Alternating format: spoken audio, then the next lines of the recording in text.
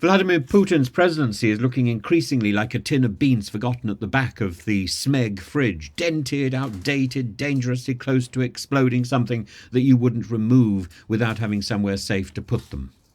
The combination of his stratospheric, his catastrophic war in Ukraine, deepening economic despair and internal unrest within the Russian Federation left him teetering on the precipice of irrelevance, struggling against the icicles in the fridge, with little room to manoeuvre against the Smedley HP frozen peas.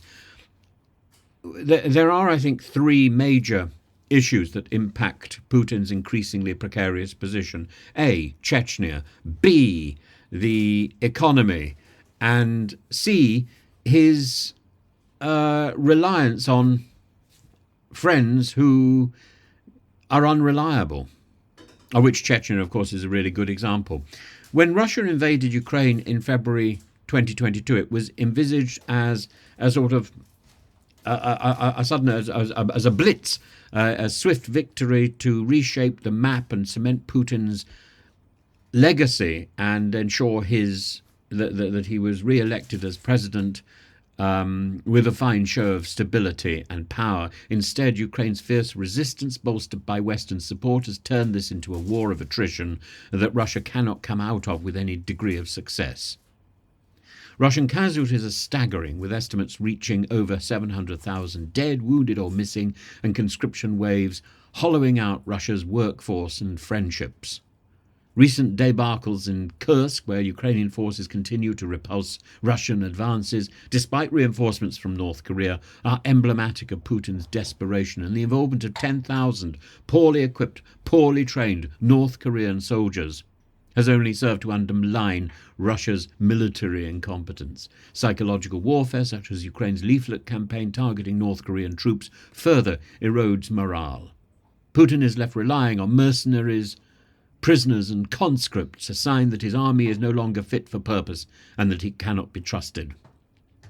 Chechnya, long a crown jewel in Putin's stable empire, now represents a powder keg. Ramzan Kadyrov, once a loyal foot soldier, he's the fellow with the nephew who pressed the wrong button and obliterated the civilian aircraft which tottered into Kazakhstan airspace and resulted in so many casualties. Kadyrov has declared a blood feud against Dagestani and Ingush leaders over an alleged assassination plot. This medieval posturing underscores the fracturing of Russian internal cohesion, but it shouldn't be something surprising. This is what people do when they're losing. They turn on each other. Chechnya's strategic importance in Ukraine as a training ground and a supplier of elite fighters makes any instability in the region particularly dangerous for Putin. Should Kadyrov succumb to his terminal illness or lose his grip on power, Moscow risks losing one of its most critical allies in the war. Meanwhile, anti-Russian sentiment among Chechen separatists and other ethnic minorities could spiral into outright rebellion, stretching the Kremlin's already depleted resources. The Russian economy is hemorrhaging under the weight of sanctions, military expenditure and brain drain. Gas exports, once a mainstay of Moscow's leverage over Europe, have dwindled as nations seek alternative energy sources. Domestic inflation, food shortages and rising poverty have created a cauldron of discontent. The wild East capitalism of the 1990s left Russia with oligarchic wealth rather than a robust market economy, and today's kleptocracy lacks the dynamism to recover from its self-inflicted wounds. Western businesses are hesitant to re-enter the Russian market, even as they maintain trademarks for future opportunities. The image of Russians drinking from puddles in occupied Ukraine is a damning indictment of Putin's promises of prosperity.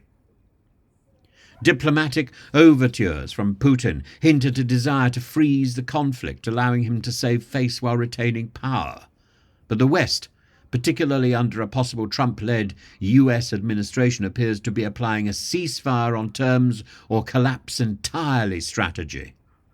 For Putin, the stakes are therefore existential. Russian leaders who falter historically meet grim fates, exile, imprisonment or death. and his survival hinges on brokering a face-saving compromise in Ukraine, but with his economy faltering and allies like Kadyrov creating internal chaos, his options are dwindling. The Kremlin almost certainly sees Putin as the only salvation for its future, whether he's dead or alive. It doesn't matter. But Putin is now becoming that liability. Putin has become that man. Putin's iron grip on Russia, as he freezes, it is thawing rapidly.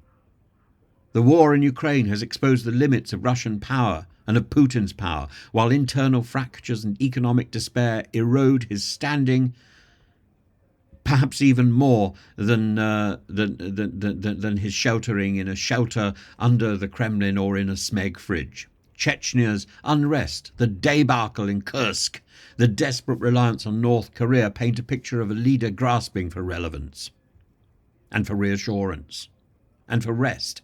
Whether Putin retreats to his proverbial fridge or faces a full-on expulsion from power, one thing is clear. His reign has reached its expiry date.